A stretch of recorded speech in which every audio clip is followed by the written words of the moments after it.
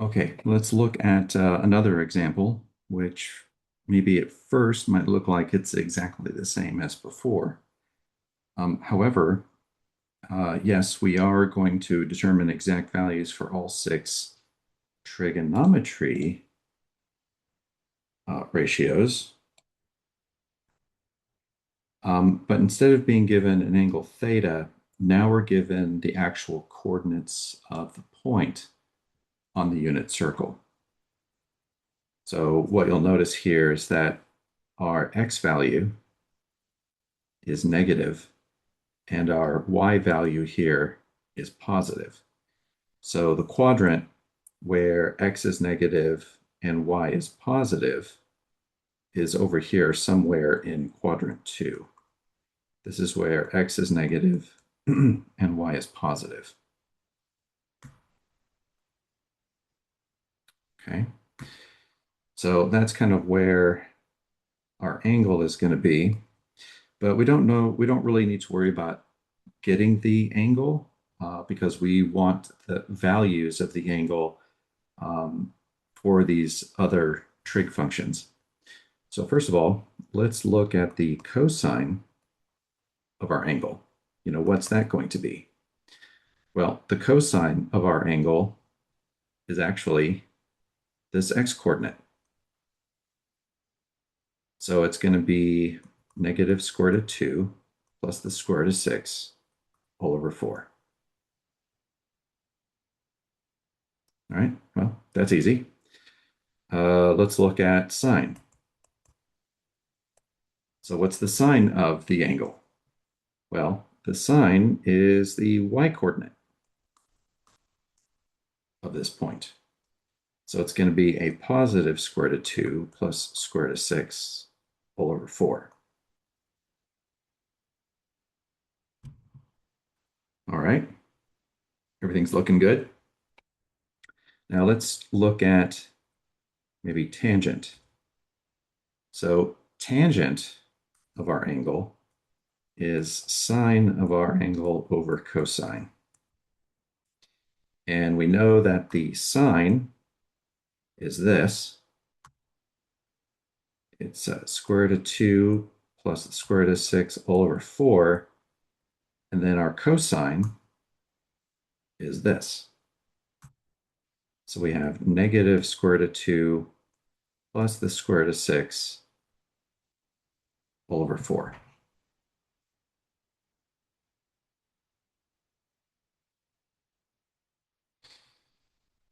All right.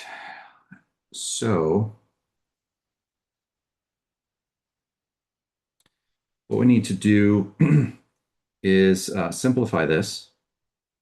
So notice that the 4's in the denominators, those will cancel.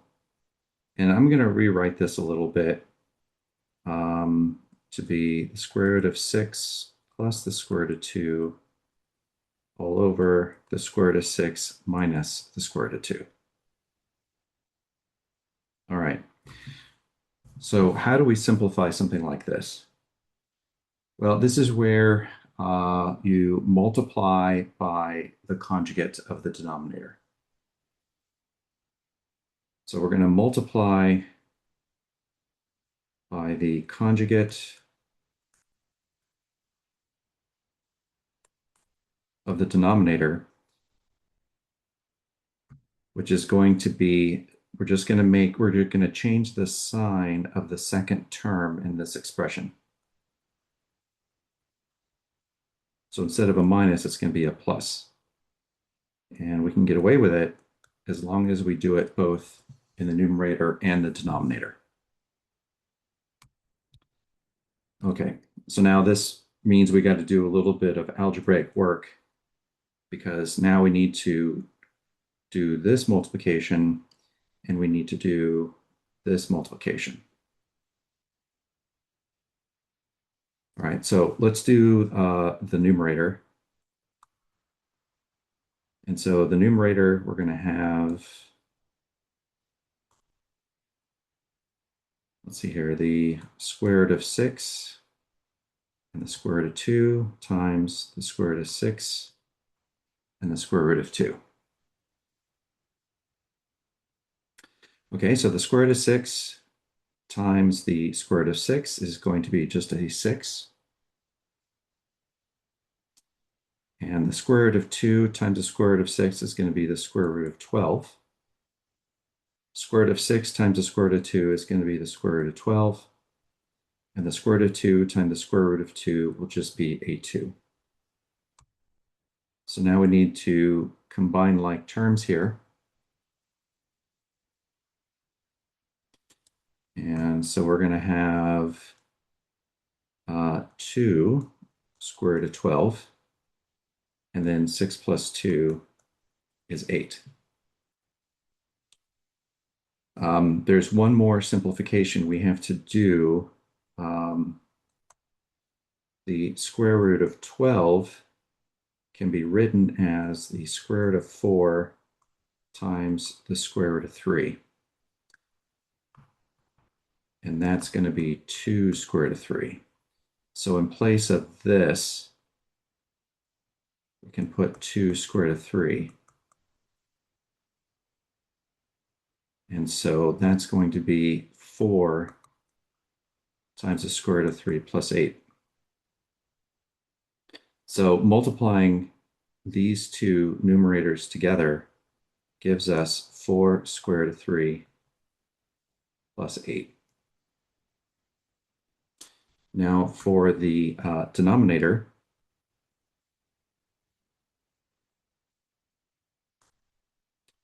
we have the square root of 6 times, square root of 6 minus square root of 2. And then that's going to be times positive and positive. So square root of 6, square root of 2. All right, square root of 6 times square root of 6 is 6. And this will give us a negative square root of 12.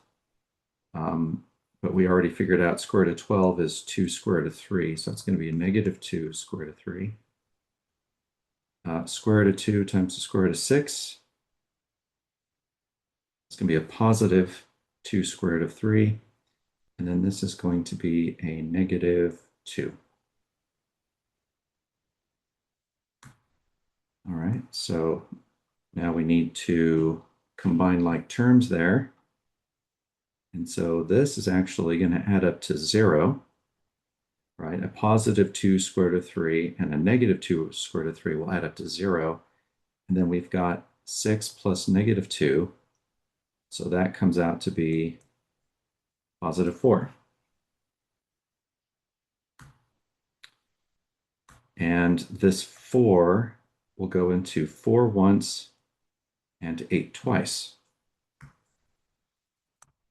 So that'll be the square root of 3 plus 2. That is what tangent theta is equal to.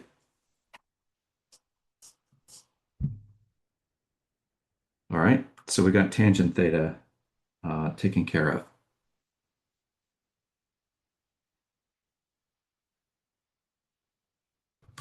All right, let's now look at the reciprocal functions. So let's look at secant theta. So secant theta is 1 over cosine.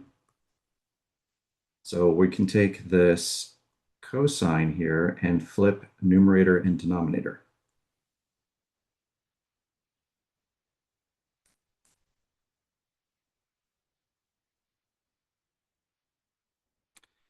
All right, and in order to get rid of this denominator, we're going to have to multiply by the conjugate of the denominator.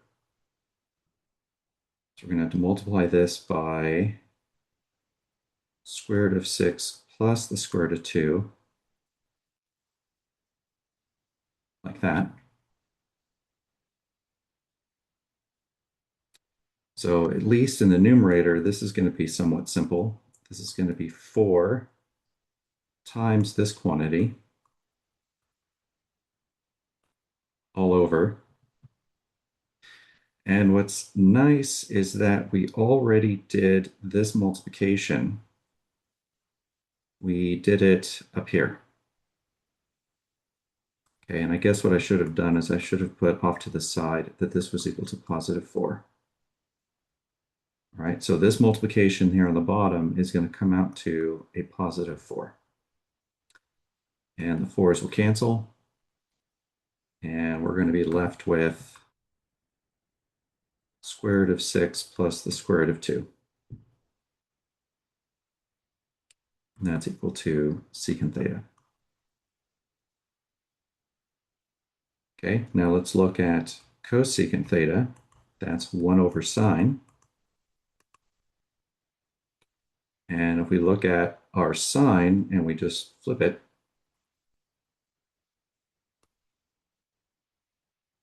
like that.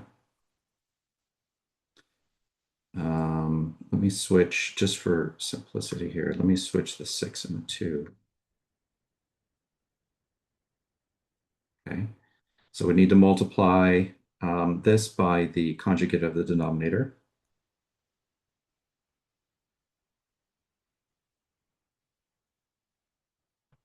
Like that.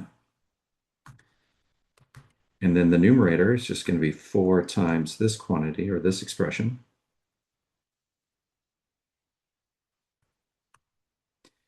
And this multiplication we already did up above. And the 4's will cancel, so we get square root of 6 minus square root of 2.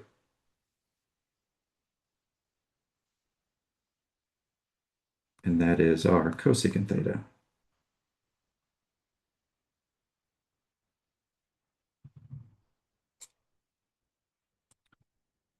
And now let's do cotangent. That's 1 over tangent. And we know tangent comes out to this over 1. So we can write this as 1 over the square root of 3 plus 2. And let's multiply that times the conjugate of the denominator. So we're going to have square root of 3 minus 2 over the square root of 3 minus 2.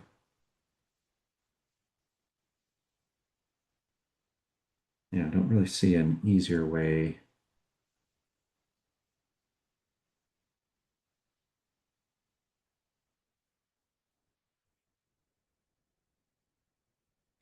I guess there's a little bit of an easier way to do that, but I'm just going to leave it at this. Okay, so in the numerator, we're going to have the square root of 3 minus 2. Okay, all over. Now we need to do this multiplication. So I'm going to do that off to the side here. So we have square root of 3 plus 2, square root of 3 minus 2. Square root of 3 times the square root of 3 gives us 3. We have 2 square root of 3, negative 2 square root of 3, and then negative 4. These two are going to add up to 0. And so we're just left with a negative 1.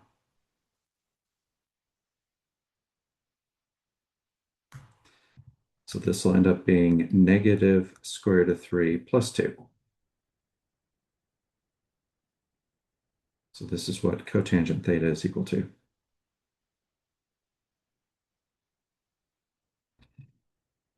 All right, a lot of algebraic manipulation and multiplication of expressions. But this is where honing and practicing your algebra skills really comes into play here. So try using this as a model for doing this think, pair, share here on your own. Give that a try, pause the video now, and come back if you need some help. Okay, we're back. So once again, this has a negative value of x and a positive value of y, which means that this is going to be in quadrant 2 again. And so let's look at cosine of our angle. Well, that's actually the first coordinate. So that's negative square root of 2 all over 2. And then sine is going to be the y-coordinate here. So that's a positive square root of 2 over 2. And tangent is sine over cosine. And we know the sine is the square root of 2 over 2. And cosine is negative square root of 2 over 2. Well, the 2's are going to cancel. And the square root of 2 and the square root of 2, since they're both in the numerators, those will cancel. And that's going to leave us with just negative 1.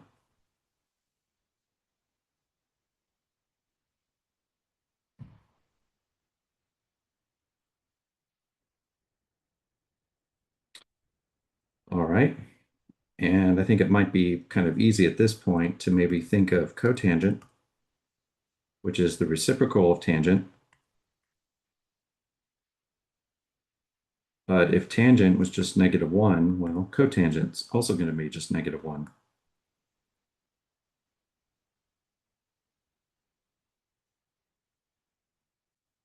So let's look maybe now at secant. Secant is the reciprocal of cosine.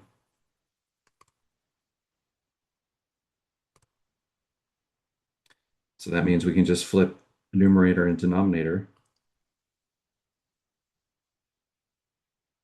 Can't have a square root in the denominator, so we'll multiply both sides, or the top and bottom by the square root of 2, numerator and denominator by the square root of 2. We're going to have negative 2 square root of 2 all over. This product is 2. The 2's will cancel. And that leaves me with negative square root of 2. So the secant of our angle is negative square root of 2. Then let's go with cosecant. Okay, that's the reciprocal of sine.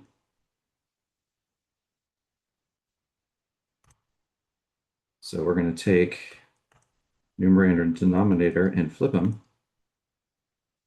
Oops. And we want to get rid of that square root. 2's will cancel, and this will be a positive square root of 2. So the cosecant of our angle is a positive square root of 2. So this one was, easier than the example up above, but I wanted to give you an example that was pretty difficult algebraically. There's a lot of detail to keep straight, and you have to write it all down, write down all your thinking. And so I wanted to model for you, some good solution formatting and show you how to keep track of all these things and get the correct answer. Okay, let's go ahead and stop this video here. Let me know if you have any questions.